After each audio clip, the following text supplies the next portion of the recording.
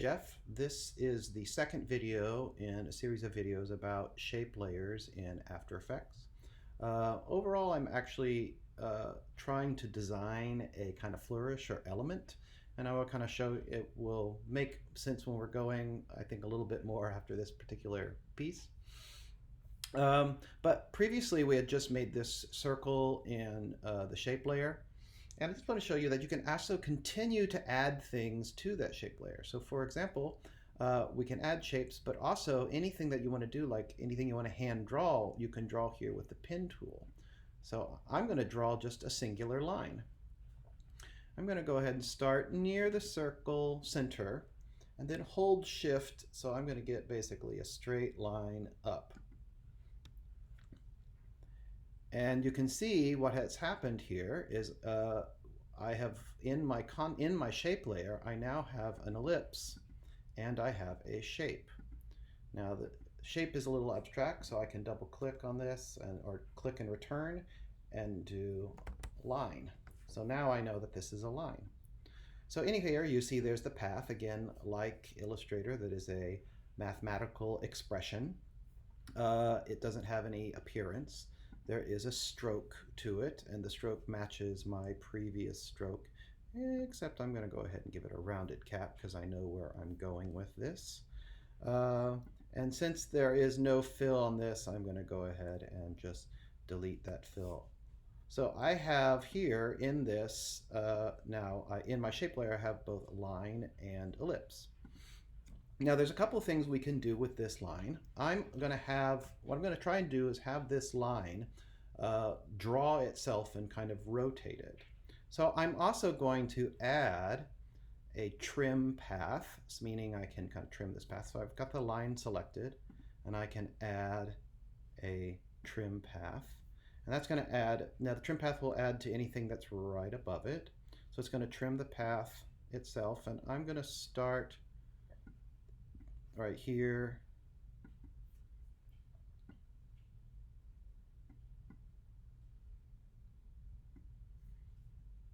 And make another start so that when we get to the end,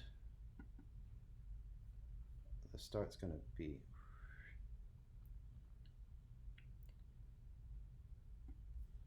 so it will draw in. Now that is nice, but it's kind of backwards than I want. So what you can see is here on the path, there's a reverse path direction. So you can reverse that, and so then it should draw out. Okay, so that's the first step. Now, trimming a path is one thing, but now I want to rotate this path. I want to duplicate it.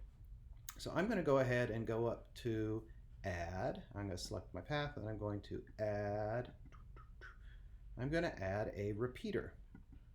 And what the repeater does is by default, it just repeats everything. And it repeats everything that's in front of it. So right now this is repeating the ellipse and the line. But if I drag this up to above the ellipse, it's only going to affect the line, because what I want this to do is kind of do a radial pattern all the way around. So if I open up repeater, right now it has 3 copies. Let's say I want it to have 16 copies.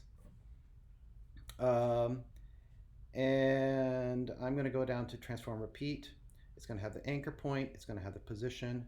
It's going to have the scale and rotation. I have 16 copies, and if I want it to rotate all the way around, I want it to be add back all the way up to 360. So one way you can do that is you can actually add in here an expression, 360 divided by 16, and that will give you that it is at 22.5 degrees. Now right now the position of this is causing it to be a little funky, so I'm going to zero out that position, and that's going to basically, so now the position is all rotating around the center. I'm going to have to align the ellipse back up with my radials, but you can see how things are beginning to take shape. Now let me kind of close it. Now repeating basically repeats everything that's ahead of it. So if I want, and it's going to repeat here from the center. Now if I want these lines to be farther away, I can go back up to the line, and on the transform function of the line, I can play with its location. So I can bring it in or I can bring it out. In fact, I could animate that. So, but I'm just gonna, I'll leave it right there. That looks, I'll start right there.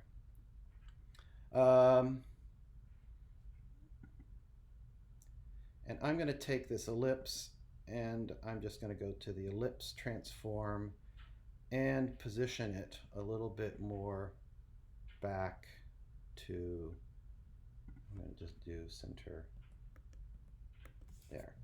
That's centered and that's in. So perfect. So these are now kind of both centered.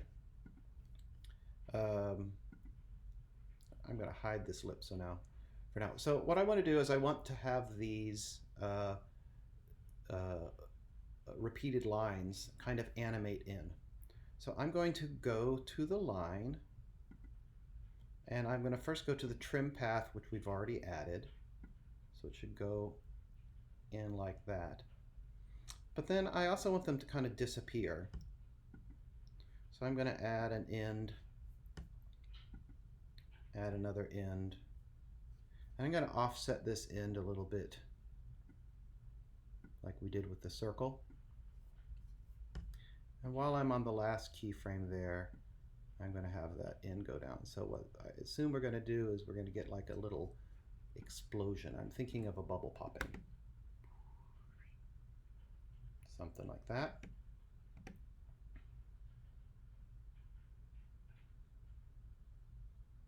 Now another thing I could do is I could add how they come in. Right now they're all coming in at once.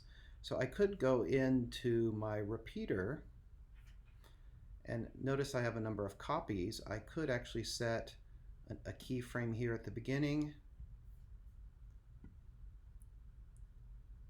a keyframe at the end, and at the beginning I could have one copy,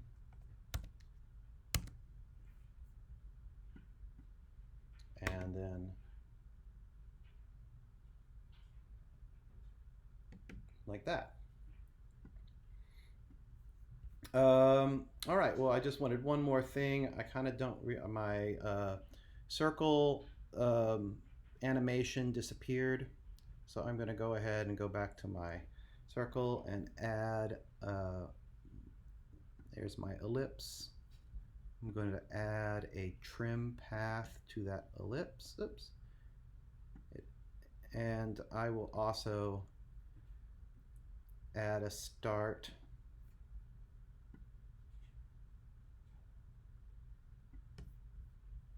and an end. Oops. The ellipse is hidden.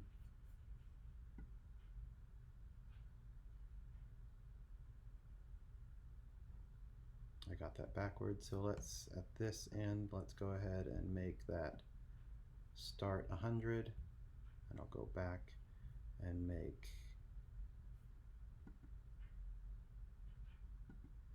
I'll make the beginning of it at 100, and let's see what we got. Oops, I got it going the wrong direction, so I'm going to swap that direction, and I think I've got an element that I like. And there I have a musical, visual music element. I have to say, I think I'm probably going to condense this in time, but I think it's a pretty good element. All right, that is another thing you can do with shape layers using the trim path and the repeater.